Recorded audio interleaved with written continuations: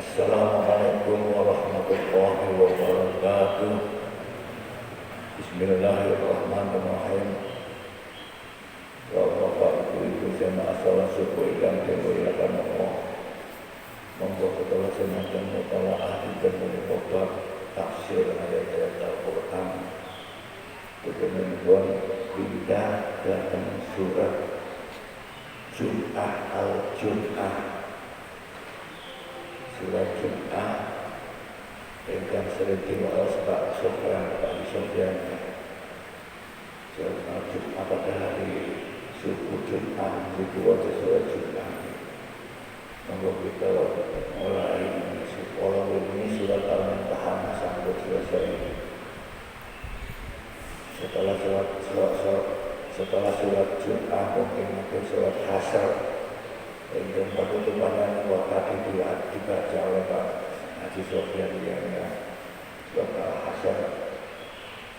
Surat Al-Jum'ah ini biasanya namun pondok-pondok pesantren yang diwawas ketika sholat Jum'ah. Sholat Jum'ah diwawas surat Jum'ah dengan surat Al-Munafiqun. Itu biasanya pondok-pondok pesantren yang diwawas. Tapi dia bukan wajib. Rasulullah yang diwawas niku surat Jum'ah dan surat Al-Munafiqun. Ada perbedaan pendapat di antara kalangan para ahli tafsir, para ahli fikih. Kapan Jum'ah niku diwajibkan? Dari nopo? Apa yang menjadi dalil? Ada yang berpendapat bahwa sholat Jum'ah itu diwajibkan, difardukan ketika Rasulullah ada di Madinah. Ada yang berpendapat tidak, ketika Rasulullah di Mekah. Di Mekah kan 10 tahun, 13 tahun, 10 tahun atau 13 tahun, di Madinah 13 tahun dan 23 tahun namanya. Yang menjadi dalil salat Jum'ah itu ada yang mengatakan ayat yang ada di surat Jum'ah itu, ya ayyuhalladzina amanu idza nudiya lis-sholati min yaumil jum'ah fas'au ila dzikrillahi wa dharul bai'i dzalikum khairul lakum in kuntum ta'lamun. Itu menjadi dalil. Tapi ada yang berpendapat bahwa yang menjadi dalil surat Jum'ah itu hadis Rasulullah ketika orang mengajak sholat Jum'ah di Madinah. Nah, surat Jum'ah ini termasuk surat Madaniyah. Surat Madaniyah itu akhirnya surat yang diturunkan sesudah hijrah Rasulullah ada di Madinah. Nah, kalau sebelum hijrah disebut surat Makkiyah. Biasanya kalau surat Makkiyah itu mengenai akidah, tidak mengenai hukum. Kalau surat Madaniyah itu menyangkut hukum. Nah, tentang kewajiban fardunya sholat Jum'ah ini tentu adalah hukum. Oleh karena itu pantas kalau Jum'ah itu di Madinah. Tapi ada beberapa dalilnya itu. Saya kira kalau dikompromikan itu begini barangkali. Dalil utamanya itu ya idza nudiya lis-sholati min yaumil jum'ah fas'au ila dzikrillahi wa dharul bai'i. Itu tidak mencantumkan bagaimana caranya sholat Jum'ah, itu tidak mencantumkan. Kemudian Rasulullah mengajak sholat Jum'ah ketika itu di Madinah. Setelah ayat ini turun, lalu disitulah Rasulullah mengajarkan caranya sholat Jum'ah. Kalau sholat zuhur itu 4 rakaat, ketika hari Jum'ah sholatnya hanya 2 rakaat saja, dan ada khutbahnya sebelum sholat Jumat itu ada khutbahnya. Itu tata caranya. Jadi tata caranya itu orang-orang itu kalau tidak ada hadis Rasulullah, maka kita tidak bisa melakukan sholat Jumat. Bagaimana caranya? Makanya hadis Rasulullah itu sebagai tabyin, jadi bayang autentik. Kalau menurut bahasa ilmu hukum itu barangkali penjelasan autentik, ya. Undang-Undang Dasar 45 itu masih global sekali pasal-pasalnya. Kemudian dijelaskan di dalam yang terakhir sendiri itu ada penjelasan. Itu namanya penjelasan autentik. Ya, kemudian itu nanti pelaksanaannya bagaimana Pak Undang-Undang Dasar 45 itu? Pelaksanaannya dilaksanakan dengan undang-undang, dengan peraturan pemerintah, ke bawah peraturan daerah dan lain sebagainya. Itu peraturan pelaksananya. Nah, dalam ini juga itu Al-Quran itu undang-undang dasarnya. Lalu penjelasan autentiknya kadang-kadang ada di Al-Quran itu sendiri, tapi yang banyak ada di hadis-hadis Rasulullah. Itu penjelasan autentiknya. Pelaksanaannya juga. Sholat fardu juga begitu. Aqimis sholat dari dulu Islam sianya begitu saja. Laksanakan sholat, kerjakan sholat, dirikan sholat, hanya begitu saja. Tapi bagaimana sholat? Itu tidak ada. Lalu hadis Rasulullah yang menjelaskan. Itulah namanya penjelasan autentiknya. Ya, penjelasan autentiknya dari Rasulullah. Kalau penjelasan autentik dari Rasulullah itu tidak ada juga. Bagaimana Pak? Kalau tidak ada, lalu kita ambil hadisnya Mu'ad itu mengatakan kalau dalam Al-Quran tidak ada, dalam hadis juga tidak ada, lalu kamu akan bagaimana Mu'ad waktu memberi hukum pada masyarakat Yaman ketika diutus ke Yaman. Lalu sahabat Yaman aku mengatakan ajitlah hidro'i, aku akan mengerahkan kemampuan akalku untuk beristighfar. Saudara yang Mu'ad, saudara yang Mu'ad, saudara yang Mu'ad sampai 3 kali. Pendapatku itu sesuai dengan apa yang dimaui oleh Rasulnya Allah. Orang Muhammad. Berarti dibenarkan, ijtihad itu dibenarkan. Kalau tidak ada. Ya di sini di Indonesia banyak yang ijtihad itu. Seperti halal bihalal itu juga hasil ijtihad. Seperti misalnya Maulidin Rasul, peringatan Maulud Nabi dengan dirayakan dengan ada sedekah, itu semua ijtihad, hasil ijtihad. Apabila tidak bertentangan dengan Al-Quran dan hadis, maka itu bisa berlaku diterima. Ajatlah hidro'i katanya surat Al-Quran bisa diterima. Ukurannya tidak bertentangan dengan Al-Quran, tidak bertentangan dengan hadis, itu yang menjadi ukuran pokok. Kalau bertentangan ditolak. Dasarnya apa Pak? Supaya diukurkan pada Al-Quran.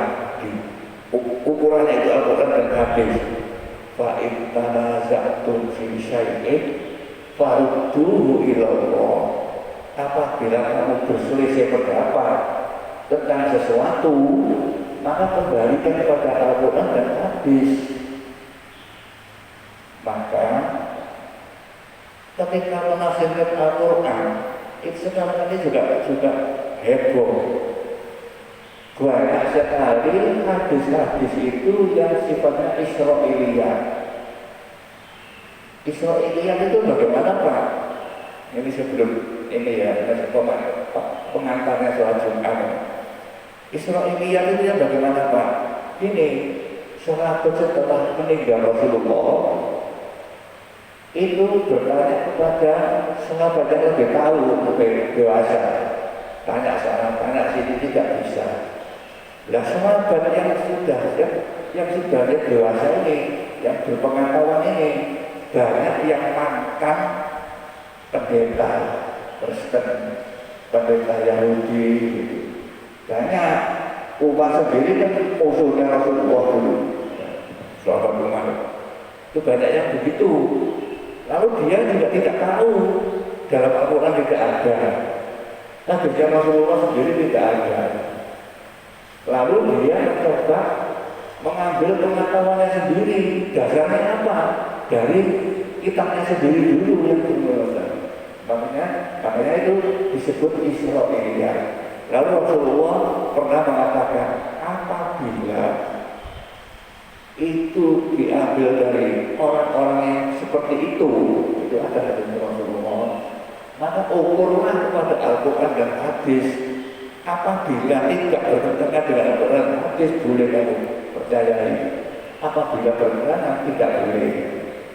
Lalu untuk mengetahui itu bertentangan atau tidak, itu bukan kita yang ukur. Yang ukur siapa? Yang ukur itu para ulama. Nah, kita kembali lagi pada para ulama. Tidak bisa tanpa ulama. Kalau kita sendiri ukur-ukur sendiri, maka itu namanya berpikir sak maunya sendiri. Menafsirkan Al-Quran sak maunya sendiri, sak karepe dhewe kalau bahasa Arab, bahasa Indonesia itu. Man fassara Al-Quran bi ra'yihi, barang siapa menafsirkan Al-Quran menurut ra'yunya sendiri, pendapatnya sendiri, wal yatabawa maq'adahu minan nar, maka sediakan tempat duduknya nanti di api neraka. Artinya menafsirkan sendiri tanpa referensi ulama itu tidak bisa, tidak boleh. Sekalipun benar, misalnya untuk ukur benar itu tidak tahu, mau ukur awak dewe tidak tahu. Makanya saya katakan, idza nudiya lis-sholati min yaumil jum'ati fas'au ila dzikrillah. Perintahnya begitu. Apabila nudiya lis-sholati min yaumil dipanggil untuk sholat, maka fas'au ila dzikrillah, segera bergegaslah untuk zikir kepada Allah. Lalu ditafsirkan sendiri. Lupa itu kan kata-katanya itu zikir kepada Allah. Kenapa kita mandi, pergi ke masjid, sholat? Tapi tidak ada ketika itu. Perintahnya fas'au ila dzikrillah, maka bergegaslah zikir kepada Allah. Bagaimana Pak ya? Allah, subhanallah, subhanallah. Kita menafsirkan sendiri begitu. Ketika ada sholat, tidak perlu masjid. Cukup dengan subhanallah, subhanallah, subhanallah. Nah, itu namanya man fassara Al-Quran bi ra'yihi, dengan pendapatnya sendiri. Fal yatabawwa maq'adahu minan nar, maka sediakanlah tempat duduknya dan di api neraka. Artinya dilarang dengan keras, harus ya, oleh karena itu ulama lalu mengatakan, oh kalau begitu wajib ya bermadzhab itu wajib, bermadzhab wajib, tapi bebas. Madzhab yang diakui itu kan ada depan. Kalau akidah yang diakui oleh Ahli Sunnah itu dua, madzhab Asy'ari, madzhab Maturidi. Kalau tasawuf Imam Junaid, Imam Ibnu Al-Ghazali, makanya diikuti yang Al-Ghazali. Al-Ghazali banyak hadis-hadis yang dinilai dhaif, dipegang oleh Al-Ghazali. Itu kritik kalau itu, dan daripada mengikuti yang pemimpin itu, ya lebih baik itu Al-Ghazali, kita dipegang oleh Al-Ghazali.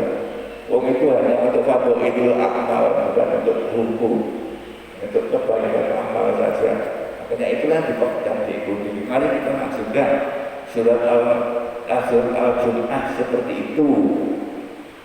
Ani bin Abbas wa Abi Hurairah radhiyallahu anhuma anna Rasulullah kana yaqra'u fi sholatil Jum'ah.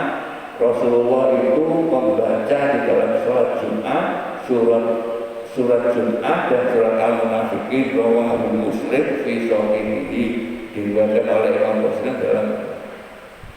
Kemarin saya ingatkan sedikit ya, tapi saya kira tidak jadi masalah, cuma kurang fadilnya itu kurang, fadilahnya itu kurang. hadis Muslim kemarin yang kita baca, itu kan kalau sholat Jumat itu sholat surat yang pertama dibaca itu lebih pendek daripada yang terakhir. Nah, pada umumnya kita itu balik. Kalau selain Jumat, misalnya Idul Adha, ini hari raya, itu yang dibaca surat yang pertama lebih panjang daripada surat yang kedua. Kalau sholat Jumat, dalam hadis kemarin itu yang kedua Muslim, itu surat yang pertama itu lebih pendek daripada yang lebih panjang daripada yang terakhir. Ya. Karena itu yang dibaca biasanya itu kalau tidak sholat Jumat yang surat Munafikun itu surat surat Sabidis lebih dulu, itu lebih panjang yang pertama. Lebih pendek yang pertama. Iya, lebih pendek yang pertama. Nah, yang lainnya, soal yang lainnya itu disunatkan. Yang pertama yang lebih pendek itu sunatnya. Nah, kalau sholat Jumat itu yang pertama lebih pendek. Dan kemarin itu tapi tidak menggugurkan sahnya sholat, sempurnanya sholat itu begitu artinya Rasulullah. Tapi tidak menggugurkan kalau lebih panjang lebih pendek lalu tidak sah itu tidak begitu. Ya. Kemarin sholat Jumat di sini kan yang pertama itu dibaca tiga atau kata kausar yang pertama. Ya. Kemudian yang kedua wadduha, itu betul lebih banyak ya. Tapi kurang benernya, kurang pasnya, ya, fadoilnya itu dibalik, jadi bacanya susah. Inna atau inna dulu, baru wadduha, nyungsang. Kalau pendapat Imam Syafi'i, pendapat nyungsang begitu itu makruh. Kalau makruh kan tidak apa-apa, tidak boleh, tetap sah, tapi tidak dapat fadoilnya, sunahnya itu tidak usah. Mestinya wadduha dulu, baru kita atau inana. Tapi kalau dibaca pada sholat Jumat kembali panjang yang pertama daripada yang terakhir lagi. Oleh karena itu kalau yang dibaca pertama itu wadduha, ya cari yang sesudahnya wadduha, tapi yang lebih panjang. Mungkin maksudnya idza zulzilatil ardu zilzalaha dengan kali itu ya. Ya ada yang pokoknya lebih panjang ya. Ini mengenai bacaan surat di dalam sholat, ya, bukan surat. Lalu saya baca terus Bismillahirrahmanirrahim. Sekali lagi saya ingatkan Bismillahirrahmanirrahim di sini dalam surat ini itu bukan ayatnya surat ini. Hanya untuk membuka kata saja. Oleh karena di dalam mushaf itu tidak ada nomornya. Barangkali ada yang belum pernah dengar. Dalam mushaf itu di sini tidak ada nomornya. Berbeda kalau dengan di Fatihah. Kalau di dalam Fatihah itu Bismillahnya itu ada nomornya 1. Dan nomornya 1. Hanya di Fatihah saja. Jadi pembukanya ada Pak, yaitu membuka termasuk langsung ayat dari surat Fatihah kalau pendapat Imam Syafi'i. Ya, maka ada nomornya itu. Kalau kita menjumpai begitu, saya ulangi lagi, kalau kita menjumpai begitu di mushaf-mushaf itu, Fatihahnya, Bismillahnya ada nomornya, itu berarti mushaf itu mushaf madzhab Syafi'i. Ada nomornya. Menurut Imam Syafi'i, Bismillah itu merupakan bagian daripada surat Fatihah. Jadi Bismillah di situ itu ayatnya surat Fatihah. Karena itu wajib dibaca. Kalau sholat harus dibaca menurut Syafi'i. Tapi kalau Imam Malik tidak, Fatihahnya itu tidak ada nomornya. Kalau di dalam Imam Malik.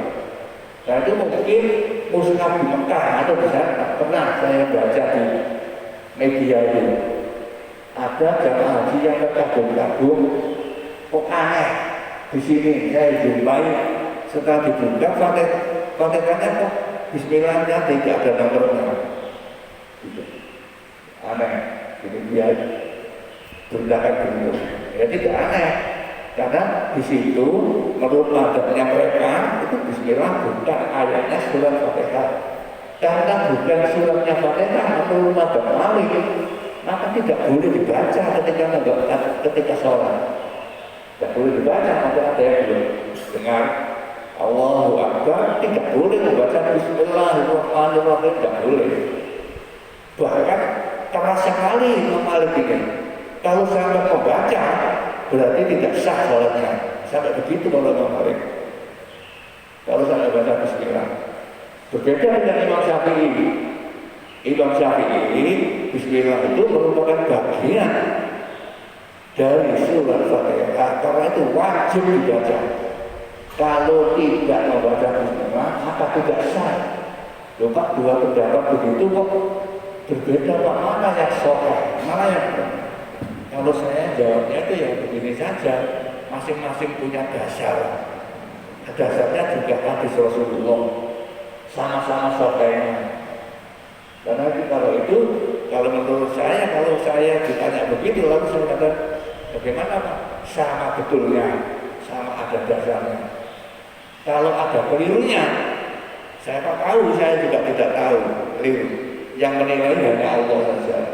Kalau ada kelirunya misalnya, kalau saya hanya begini saja, mudah-mudahan diampuni oleh Allah. Kalau ada kelirunya.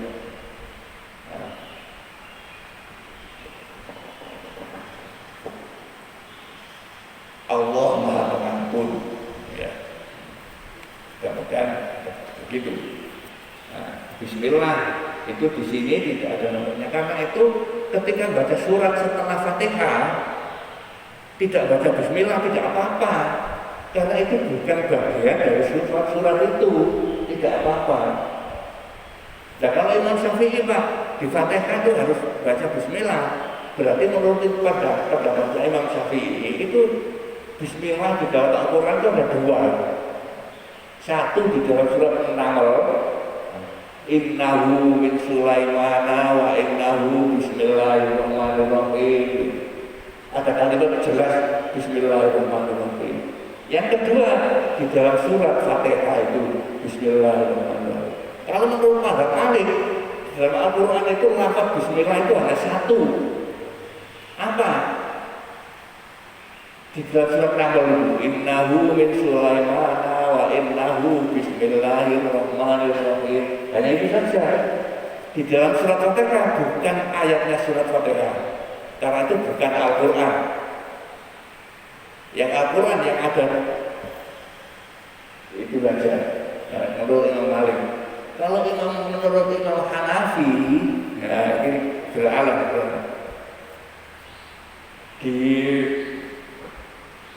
di Afghanistan sekarang yang berkuasa itu Taliban, ya, kelompok Taliban yang berkuasa itu ahli sunnah dia, tapi masyarakatnya mazhab Hanafi. Menurut mazhab Hanafi itu ketika sholat membaca Bismillah itu boleh, walaupun bukan ayatnya surat Fatihah, boleh. Kenapa Pak dikatakan boleh? Menurut Imam Hanafi, karena Bismillah itu ayat Al-Quran. Di mana ayat Qurannya? Di surat Naml. Maka dibaca juga di dalam Fatihah itu boleh, tapi tidak boleh dibaca keras. Menurut mazhab Hanafi tidak boleh dibaca keras. Jadi kalau ada orang sholat Allahu Akbar, membacanya Bismillah itu pelan. Alhamdulillahirabbil alamin.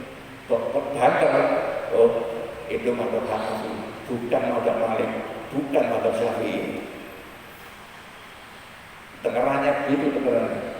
Boleh dibaca tapi harus pelan. Mengapa harus pelan? Dasarnya Imam Hanafi karena Rasulullah baca pelan. dalam hadis ini diperankan oleh Rasulullah, katanya Nabi. Dasar. Jadi masing-masing punya dasar. Kalau punya dasar, ya monggo. Kemarin itu saya diskusi juga tentang nikah mut'ah. Tentang mut'ah saya ditanya, Pak, orang Syiah di Syiah itu katanya membolehkan mut'ah, nikah kontrak itu, nikah kontrak 1 hari, 2 hari, 1 minggu nikahnya itu. Kalau sudah habis kontraknya ya habis nikahnya. Dan maka nikah kontrak itu ada di Pasuruan, itu ada tempatnya di mana itu ya, daerah sebelumnya Pasuruan, sesudahnya Bangil itu ada di situ. Di Bogor juga ada yang sering melakukan mut'ah. Itu pada umumnya adalah orang-orang Syiah yang melakukan. Saya ditanya, apa karena darurat, Pak? Orang Syiah mengatakan darurat itu begitu dulu karena darurat wah boleh. Saya jawab tidak. Orang Syiah itu berpegangan pada hadis yang membolehkan nikah mut'ah. Nikah mut'ah itu dibolehkan oleh Rasulullah ketika pada saat Rasulullah itu perang. Jadi hadisnya Rasulullah itu membolehkan nikah mut'ah pada waktu perang, berkecamuk perang itu. Maka Rasulullah membolehkan nikah mut'ah. Setelah itu Rasulullah tidak membolehkan lagi. Karena itu kan menurut agak ahli sunnah, itu artinya dimansuh oleh Rasulullah, sudah tidak boleh lagi. Tapi orang Syiah tidak ada yang mansuh. Masih tidak. Karena itu orang Syiah terus yang hasil diskusi itu gitu. Kalau mau ingin nikah mut'ah ya ikut aja Syiah gitu. Lah ikut Syiah itu yang orang ahli sunnah mesti tidak akan mau, karena kelihatan ya ada kepercayaan kepada imamnya itu seperti pada Rasul, imam itu maksum, wajib dipercaya, wajib iman kepada imam, iman kepada imam. Kalau Syiah, kalau ahli sunnah tidak. Iman wajib iman itu hanya pada Allah dan Rasul saja. Iman kita ya. Lalu sunnah. Saya teruskan. Bismillah.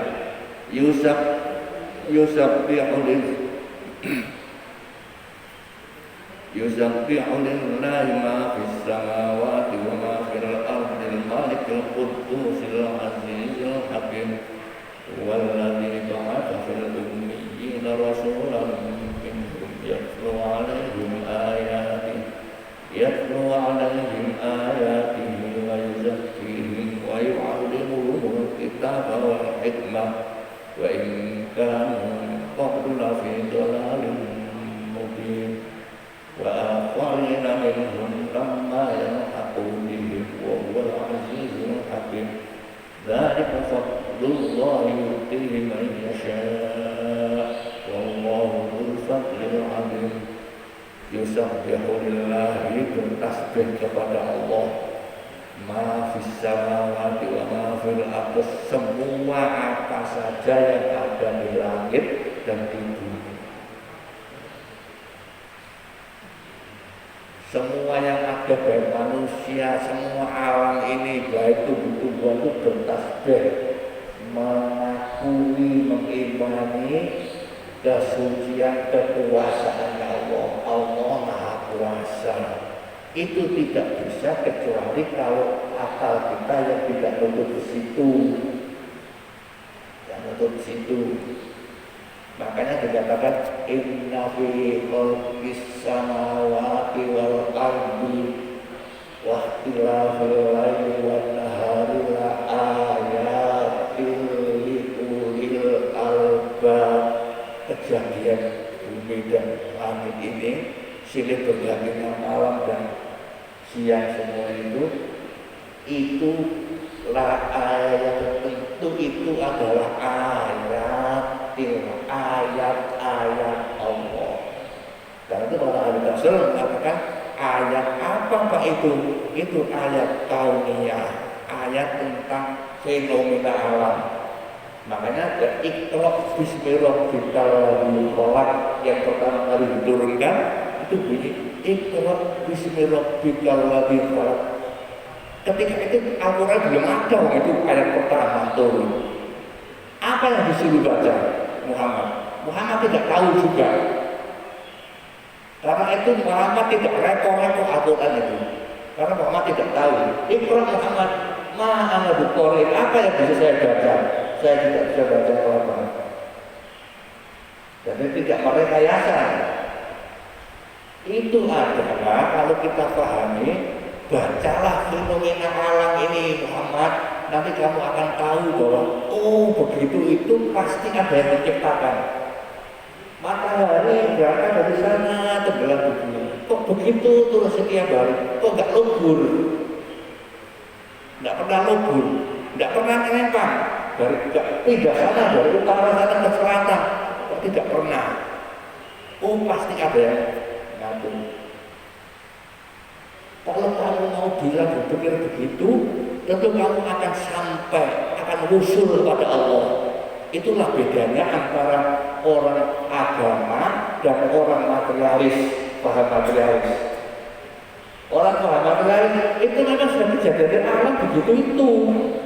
Kalau anak lahir dari anak manusia lahir dari perutnya ibunya, ya itu benar ketemu antara bapak dan ibu ketemu, kemudian jadi anak, itulah itu yang disebut kalau orang komunis nyebut dialektika materialis.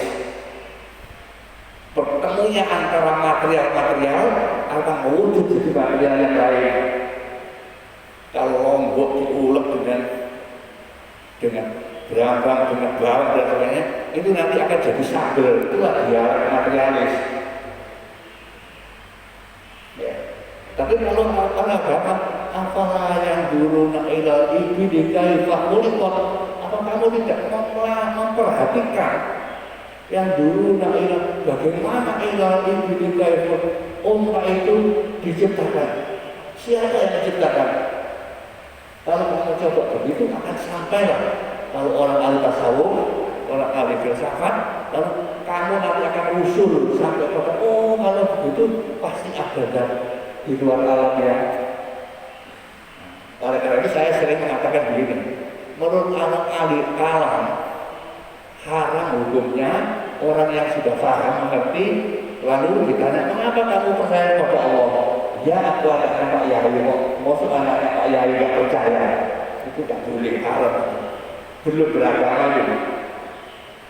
Kalau kamu belum bisa mikir itu, makanya adalah kitab usul Hamidiyah yang pernah mungkin bapak mengaji, itu manusia harus bisa membuktikan bahwa Allah itu ada, itu harus bisa membuktikan sendiri di dalam pikirannya sendiri, dalam akalnya sendiri, itu baru beragama.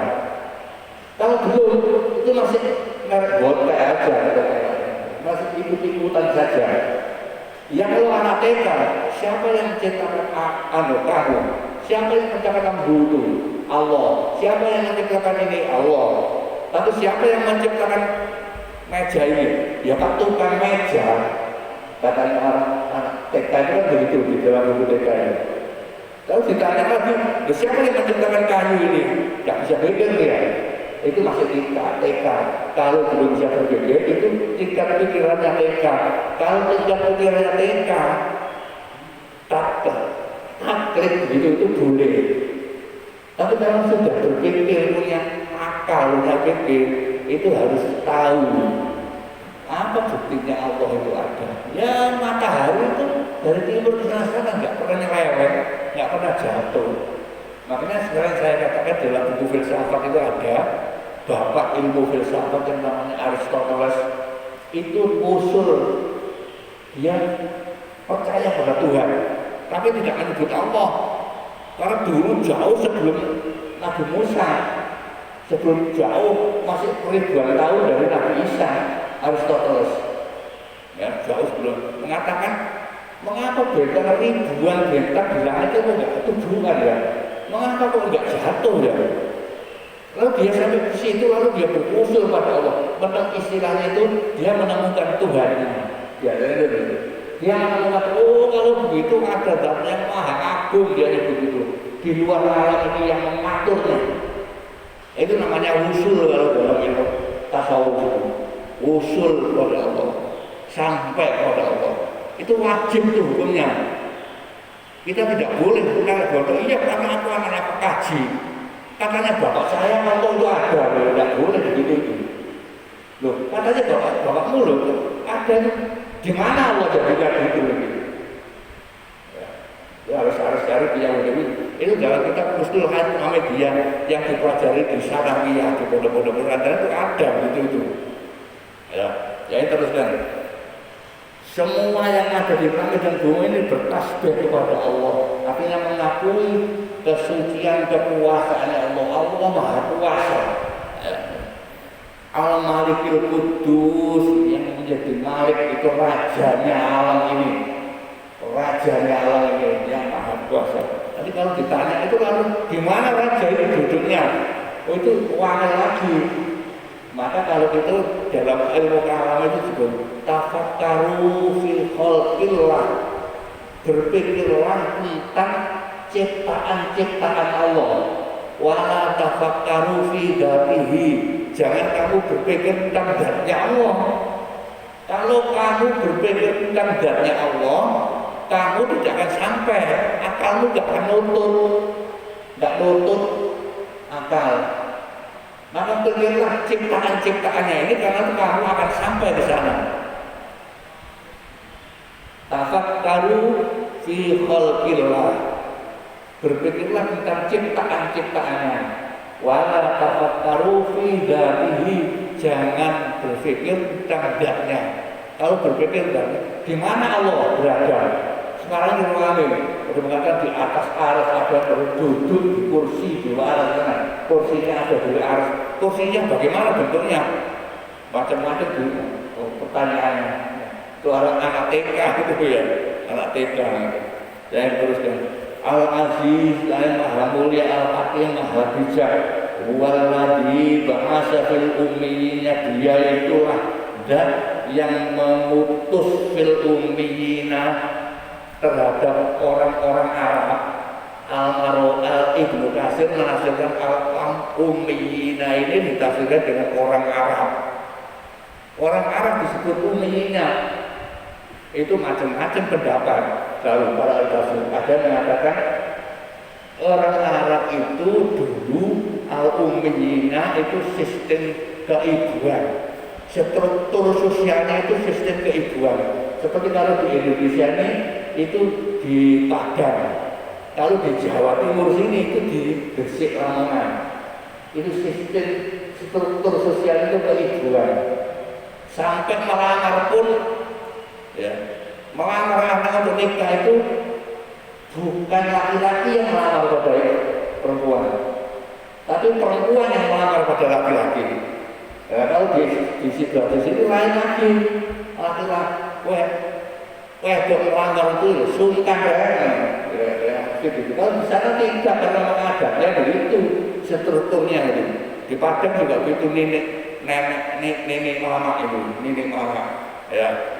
Jadi hanya pada ibu. Al-ummiyina ini kadang-kadang ditafsirkan masih bodoh, masih buta huruf. Apa semuanya Pak? Ya tidak. Indonesia ini dinilai rakyatnya masih awam, masih belum pandai. Apa semuanya bodoh? Tidak. Nyatanya ya ada yang pandai. Nyatanya ada jadi juara dunia matematika, ada jadi juara fisika, ya.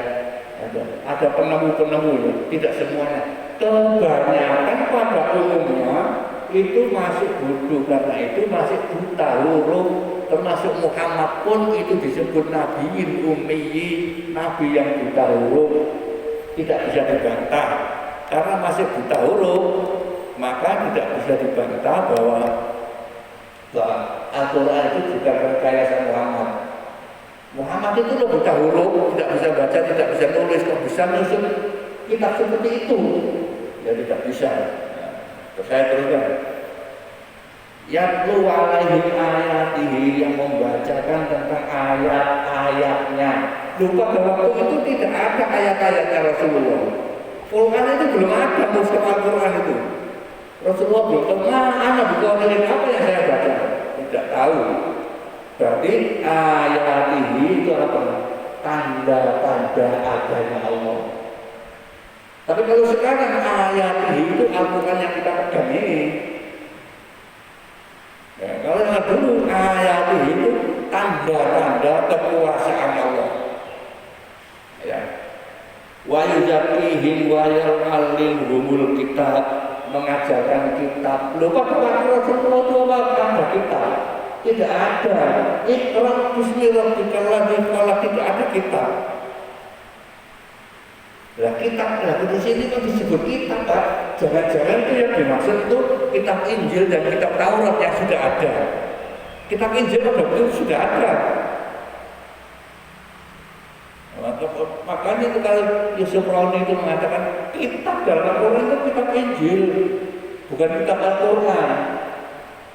Yusuf Roni, ya maklum saja Yusuf Roni itu mantan ketua pemuda Islam, lalu masuk ke sana menjadi pendeta Kristen, bukan Katolik, Kristen, Protestan, lalu mengatakan ya yu'allimuhumul kitab, mengajarkan kitab. Apalagi kitab itu kalau bukan Injil yang dulu ada itu kitab.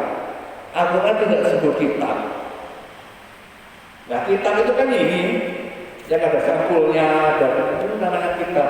Makanya para ahli tafsir lalu mengatakan dzalikal kitab itu adalah al-maktub yang tertulis pada Rasulullah, itu kan yang ditulis.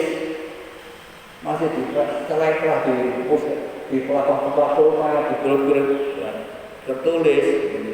Ya itu yang di karena itu kalau kita tidak berpegangan kepada ahlinya, was'alu ala dzikri, tanyalah pada ahlinya. Kalau kamu tidak tahu ilmu la ta'lamun, ojo dijawab dhewe ya, nanti keliru. Wal hikmah, pada kebijakan, mengajarkan kitab dan kebijakan, mengajarkan agama dan kebijakan. Kalau kebijakan ini biasanya kalau ahli filsafat kalau diartikan itu filsafat. Ada yang mengatakan itu agama, hikmah. Wa in kanu min qablu la fi dhalalin mubin, sekalipun kalian semua sebelumnya itu ada dalam kesesatan yang jelas, mereka itu sesat. Itulah yang saya katakan sering. Nama ayahnya Muhammad itu Abdullah. Banyak barangkali yang namanya Abdullah pada waktu itu, tapi salah satu yang namanya Abdullah pada waktu itu adalah ayahnya Muhammad. Nabi Muhammad belum lahir, bapaknya itu namanya sudah Abdullah. Orang Arab memberi nama Abdullah itu berarti dia itu sudah kenal Allah. Kalau tidak kenal Allah, masa memberi nama Abdullah? Mesti sudah kenal. Loh, kenapa kalau mereka menyembah berhala-berhala seperti Al-Uzza? Itulah perkembangan pikiran manusia yang bingung. Masyarakatnya lalu karena bodoh-bodoh lalu menyimpulkan Allah itu ya Al-Uzza itu. Allah itu ya karena itu Muhammad menyebutkan jangan yang berhala itu, sembarang Allah yang Maha menciptakan. Ditentang, kau keliru Muhammad. Nenek-nenek itu sudah menyembah di Al-Uzza. Patung-patung yang ada di Masjid Haram itu dulu numpuk semua itu.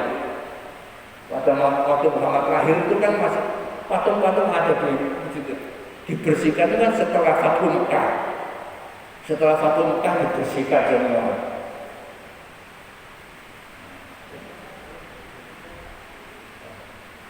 Sudah kenal Allah, mengapa bisa syirik begitu? Loh, sekarang juga bisa terjadi begitu.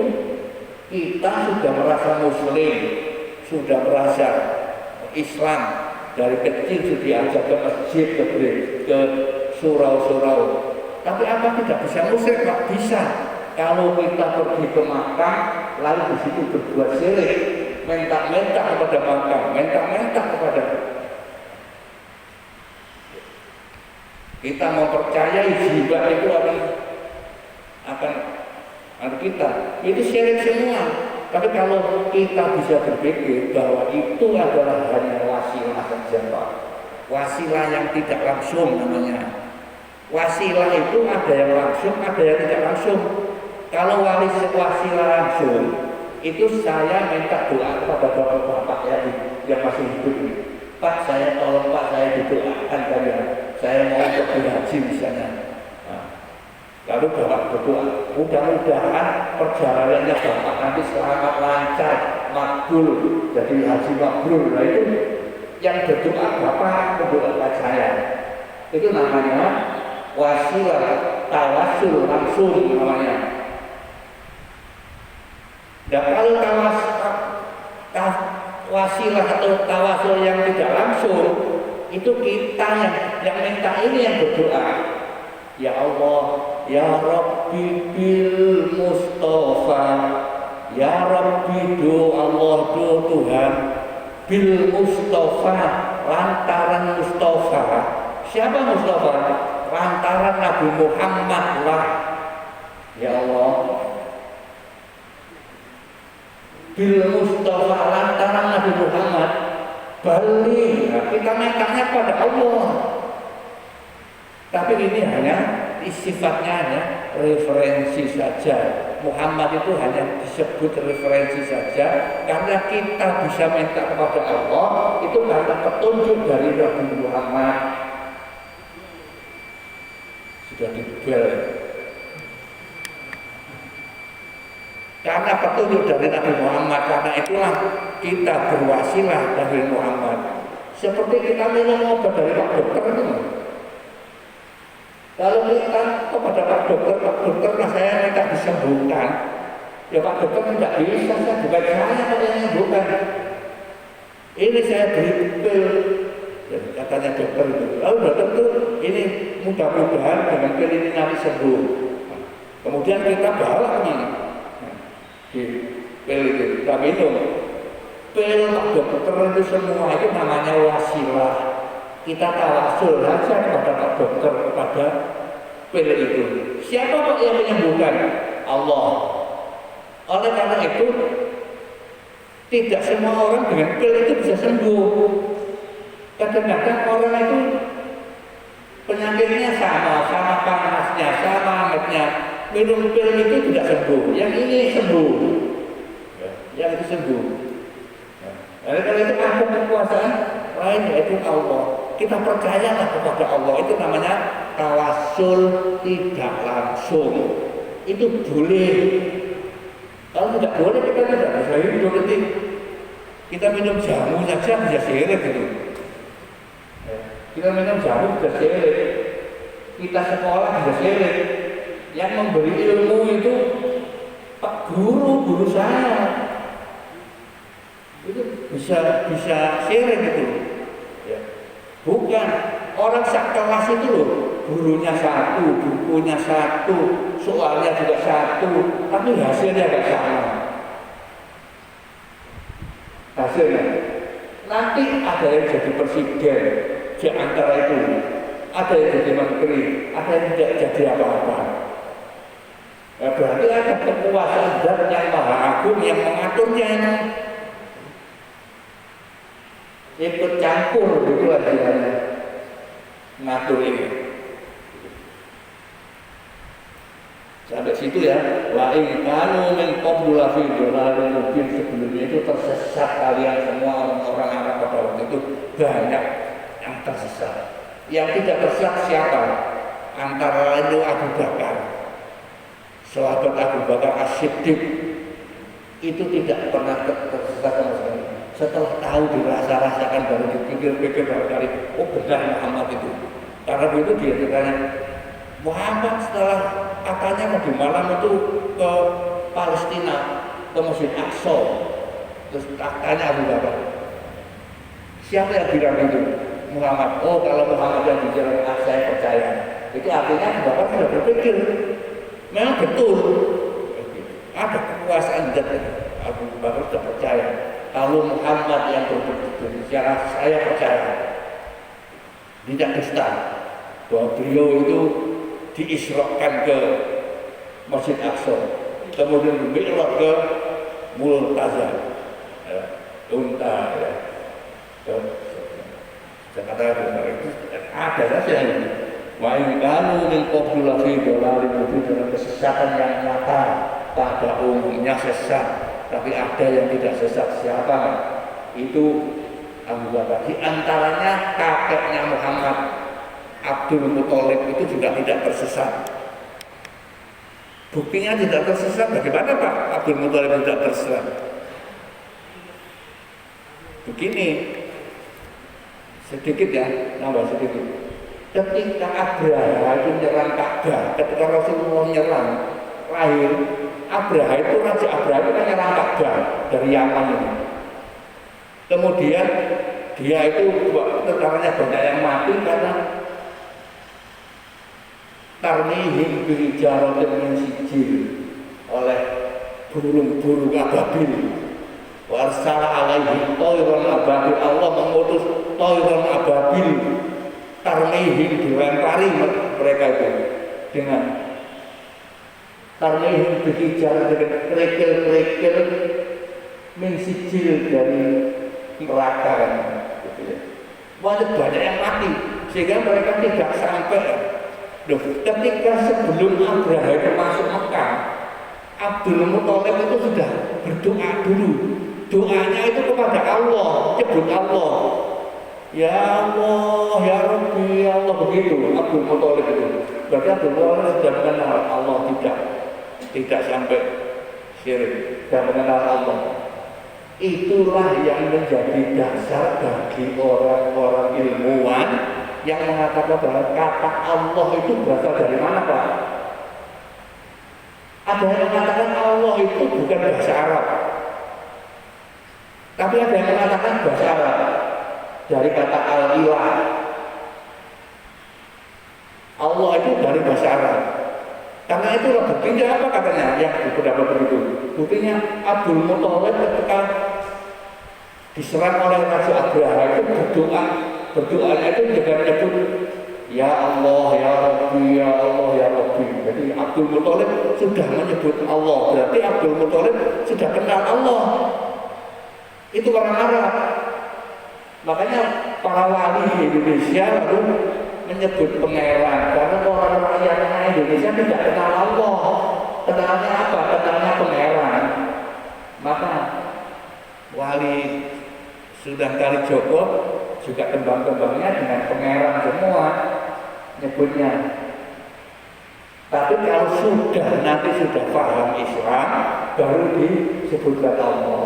Karena itulah sekarang menyebut Qul huwallah, katakanlah dia itu Allah. Jangan nyebut pangeran lagi. Soal nyebut pangeran nggak boleh nanti, kecuali kalau tidak bisa. Terus nyebut Allah, asyhadu alla ilaha illallah. Lalu jangan-jangan asyhadu alla anna pangeran, gitu nggak boleh, ya. Nggak boleh lagi, ya. Karena sudah kenal. Barangkali itu sudah dibiasa tidak dari tadi Pak. Mudah-mudahan bermanfaat. Ya, belum selesai ini. Sampai wa'akhorina minhum belum selesai. Kebanyakan ngocehnya Pak daripada menerjemahkannya. Kalau saya tidak ngoceh begini, barangkali bawa bosen. Kalau saya terjemahkan itu barangkali bosen. Saya juga bisa Pak menerjemahkan itu karena sudah ada aturan dan tafsir Departemen Agama itu, saya lihat saja di situ terjemahannya kan gitu. Bisa Pak. Kalau Bapak tidak ngoceh, bosen saya. Bapak aja yang ngoceh, saya dengarkan. Ngocehannya itu apa tidak, itu Bapak yang menilai. Mudah-mudahan Bapak bisa memahami apa yang saya maksud. Amin ya rabbal alamin. Mari kita berdoa bersama. A'udzubillahi minasyaitonir rajim. Bismillahirrahmanirrahim. Alhamdulillahirabbil alamin. Allahumma fa'alana ma 'allamtana wa 'allimna ma yanfa'una ya Allah. Allahumma zidna ilman nafi'an warzuqna rizqan halalan thayyiban mubarakan wasi'an. Ya Ghani ya Razzaq, ya Ghani ya Razzaq, ya Ghani ya Razzaq. Allahumma rabbana atina fid dunya hasanah wa fil akhirati hasanah wa qina adzabannar wa qina adzabannar wa qina adzabannar. Wa sallallahu ala sayyidina Muhammad wa ala alihi wa sahbihi wa sallam. Alhamdulillahirabbil alamin.